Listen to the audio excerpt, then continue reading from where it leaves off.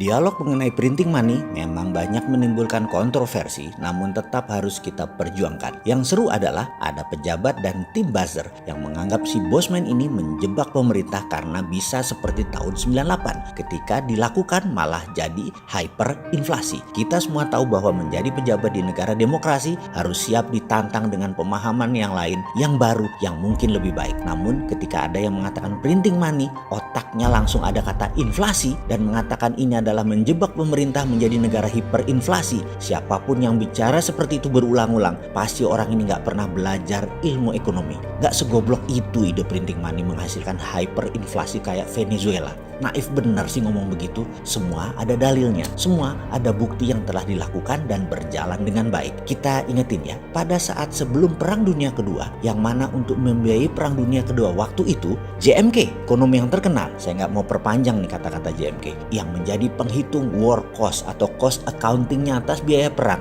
yang menjadi dasar Federal Reserve cetak uang, di mana dia sebelumnya juga mendapat pekerjaan yaitu menghitung Project Relief Amerika dari Great Depression. JMK menghitung pembangunan Amerika berbasis infrastruktur statis jalan bebas hambatan dari tahun 1933 ke 1936 dalam pemerintahan FDR, Franklin Roosevelt. Dengan formasi criss-cross Amerika, ada 11 dari timur barat, ada 13 dari utara selatan dengan ribuan anak jalanan. Juga berbarengan infrastruktur dinamis juga diberikan dana untuk membangun industri permesinan yaitu kendaraan bermotor, membangun instalasi listrik, dan segala kebutuhan rumah tangga. Dana tersebut dari mana? Cetak uang berbasis proyek yang bernama New Deal. Program ini memiliki moto 3R, Relief, Recovery, dan Reform. Fokus program ini diadakan untuk mengatasi pengangguran dan kemiskinan, kemudian pemulihan ekonomi ke level wajar, serta mengatur ulang sistem ekonomi agar depresi tidak kembali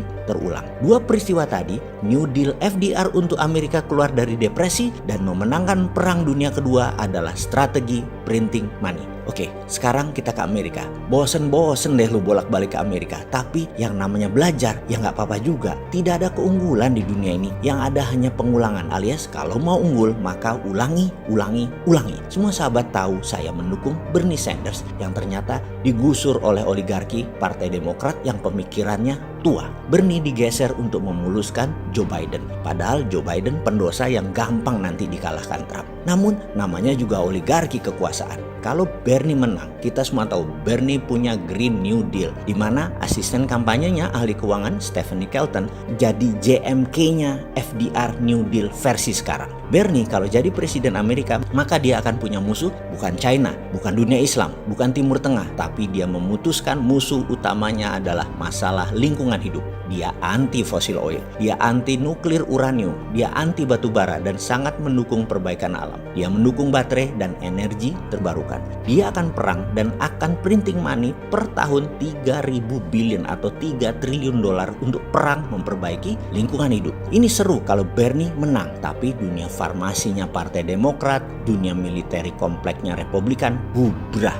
Bernie hanya perang di dua front. Satu, lingkungan hidup. Dua, komunis. Komunis itu musuh abadi demokrasi dan lingkungan hidup musuh perusahaan minyak, gas, batu bara, dan nuklir uranium dan hal-hal yang mengurangi oksigen karena penebangan pohon dan lain sebagainya. Ini beda dengan Trump. Ini beda dengan agenda Partai Demokratnya Biden, Obama, dan Clinton. Singkat cerita, Bernie disingkirkan. Kini terkadang timbul kekosletan otak si Sontoloyo ini. Selain konsep MMT di dalam membangun Indonesia yang tidak bisa diterima oleh para menteri yang pro IMF juga pro obor, maka mungkin baru bisa dijalankan setelah mereka tidak menjabat. Walau saya menyayangkan ketidakberanian mereka saat ini, mengingat mereka masih 4 tahun lagi berkuasa. Jadi buang-buang waktu untuk Indonesia jadi negara terbesar di dunia. Atau mungkin mereka memang tidak mau dicatat sejarah sebagai pejuang kedaulatan Indonesia berikutnya. Mereka maunya dicatat sebagai orang yang manut dengan IMF dan obor Tiongkok. Ya nggak apa-apa juga, namanya juga pilihan hidup, silahkan dilanjut. Jadi ada baiknya kita ambil itu program Green New Deal